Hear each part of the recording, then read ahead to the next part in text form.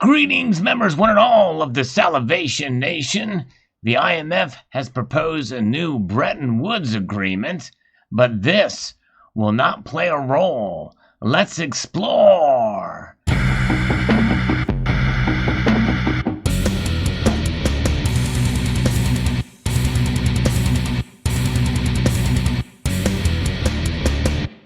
That's right, the International Monetary Fund has put out a video late last week with a statement here from Kristalina Georgieva.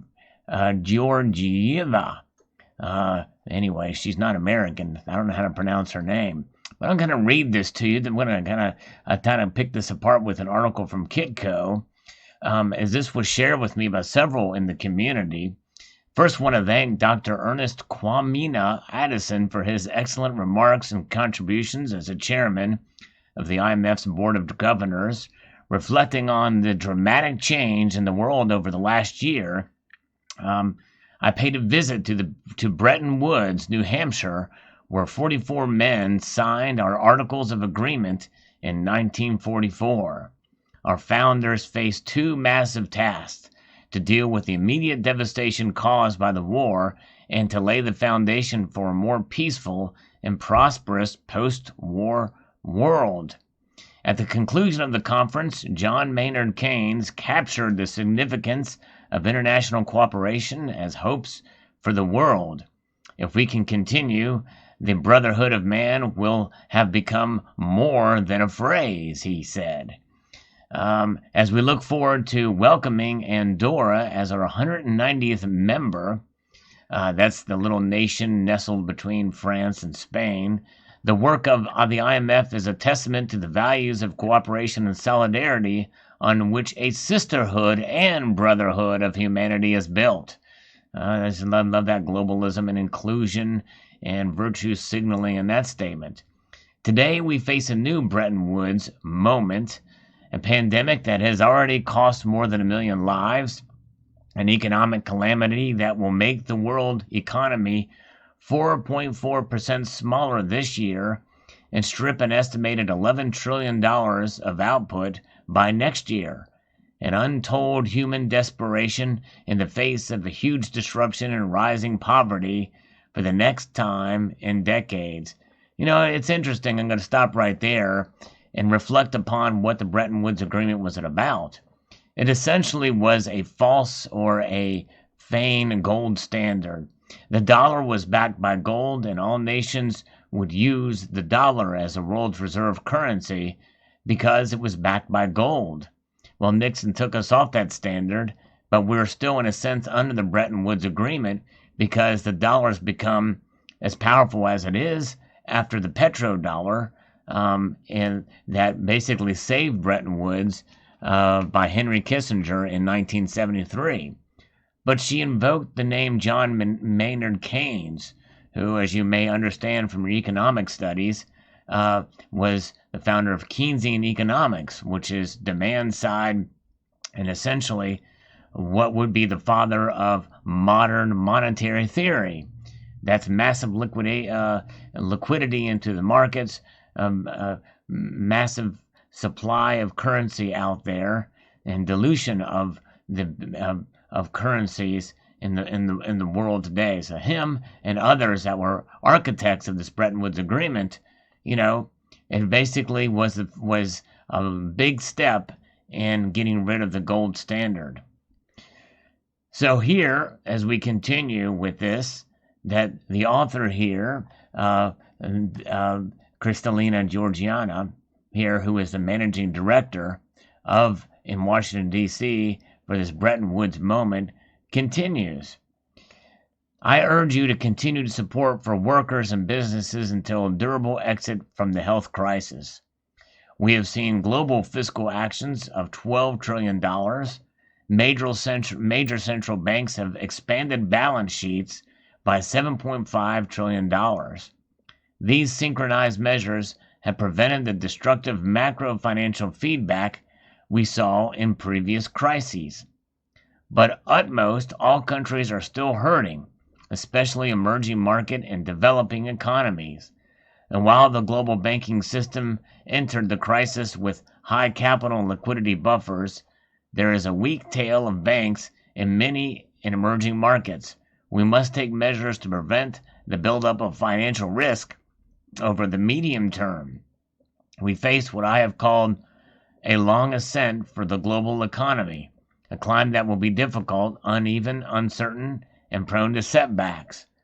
But it is a climb up, and we will have a chance to address some persistent problems: low productivity, slow growth, high inequalities, a looming climate crisis. We can do better than build back the pre-pandemic world. We can build forward to a world that is more resilient, sustainable, and inclusive. We must seize this new Bretton Woods moment. And then there's 3 imperatives here building forward. It's kind of scary stuff, even in the introduction, in my view. You'll notice what's missing there. From the first, the right economic policies. What was true at Bretton Woods remains true today.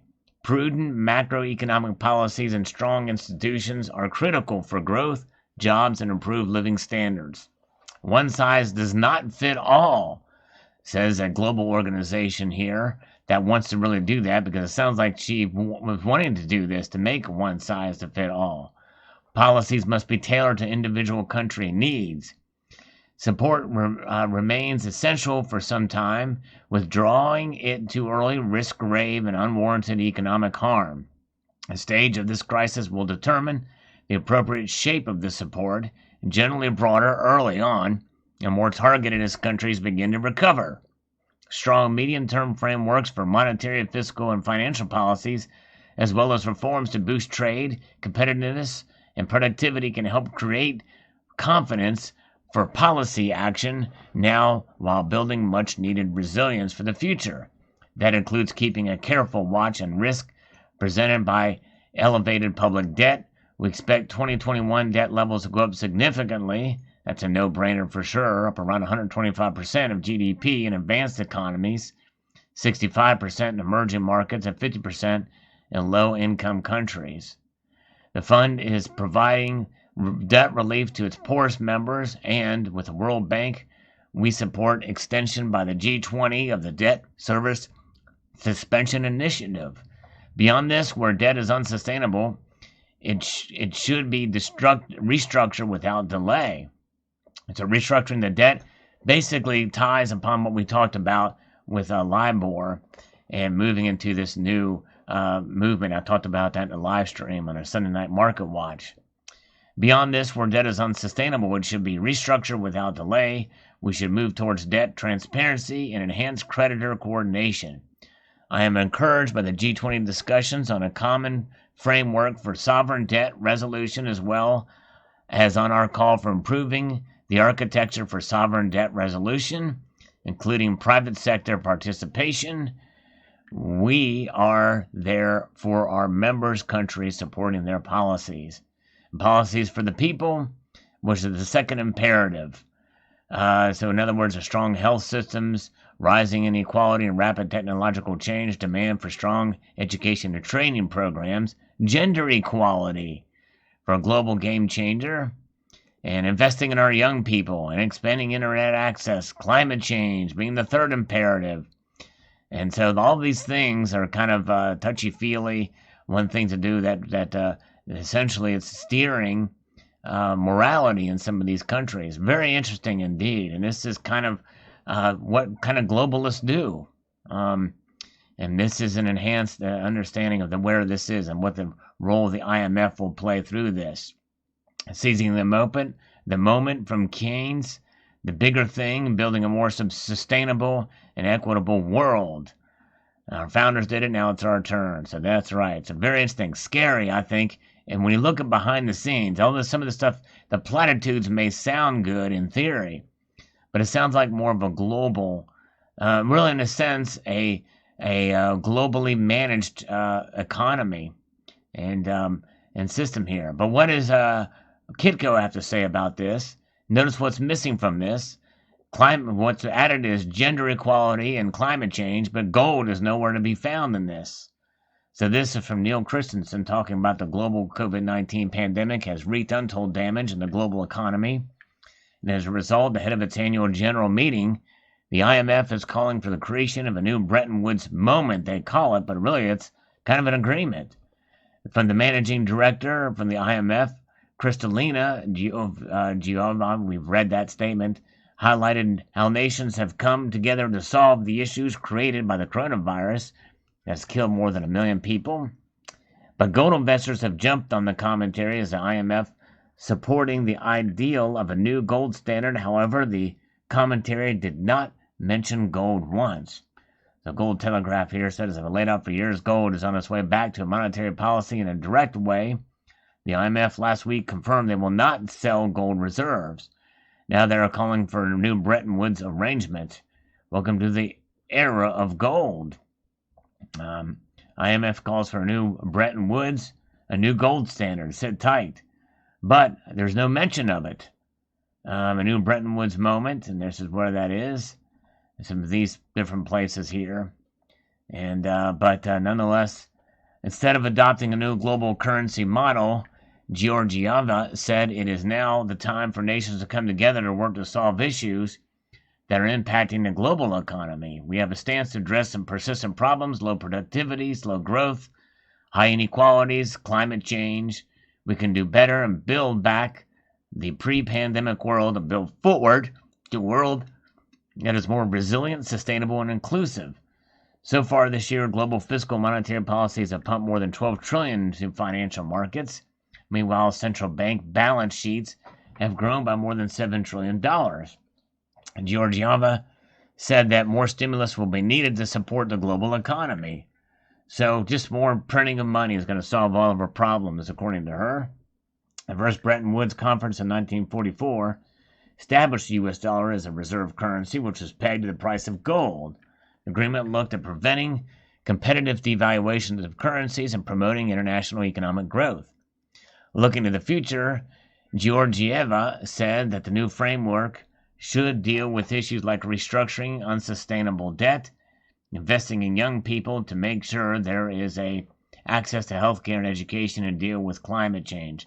So in other words, this GESARA idea out there, some may say this is like the GESARA situation, but I don't think it's necessarily what it's talking about, because more than likely it's going to be rich nations helping out poor nations and a redistribution of wealth in those regards. In the last decade, direct damage from climate-related disasters adds to around $1.3 trillion.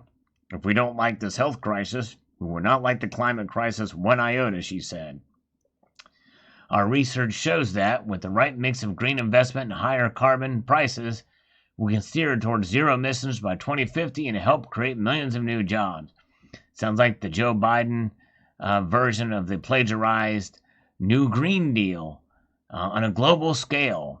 While some analysts have said that this could be the first step in establishing a new gold standard on global currencies, many policymakers have not supported that idea. In fact, it was not mentioned in her statement at all. In July 2019, Federal Reserve Chair Jerome Powell outright rejected the idea of creating a new gold standard. He said that a gold standard would force the Federal Reserve to stabilize the dollar price of gold. Well, I think it would force the Federal Reserve to stabilize, period. In other words, we'd have to be constrained. Federal Reserves have to be constrained. We would not be looking at maximum employment or stable prices. There have been plenty of times in the fairly recent history where the price of gold has sent signals that would be quite negative for those goals, he said. If he signed us to stabilizing the dollar price of gold, monetary policy could do that, but other things would fluctuate. This is why every country in the world abandoned the gold standard some decades ago, he said. Well, gold is a great equalizer. Still is today. And so it does not surprise me. But I think that this Bretton Woods moment, or what was it said here in this thing, arrangement or moment, is just kind of a code language, or like a dog whistle, to this reset that's been talking about. I mentioned it in the live stream last night. This revaluation of debt and the like is just, I think, is happening, and I believe it. But as to what effect and how that will take place, we shall see. But I think the reset is kind of underway, or there's talk of it. In this moment, the fact that they've made this highly publicized here in a video message from the managing director herself from the IMF is a hint. It's a clue that what they're doing is something of a sort of a reset of sorts. And obviously it's very globalist in its approach here. But what doesn't change, what is consistent around the globe, is gold itself. And no matter what they do, no matter how they repackage the financial system and currencies around the world, one thing will not change, and that is gold. It will remain consistent and constant no matter what any nation does or any global organization does. So I would encourage you to take this for what it is and understand that your calculus should not change in terms of preserving your wealth with gold and silver. So there you go. I hope you enjoyed this video. Post your thoughts in the comment section below. Would like to extend a multitude of gratitude to you all for taking the time to watch, and encourage you to please rate, share, comment, and subscribe.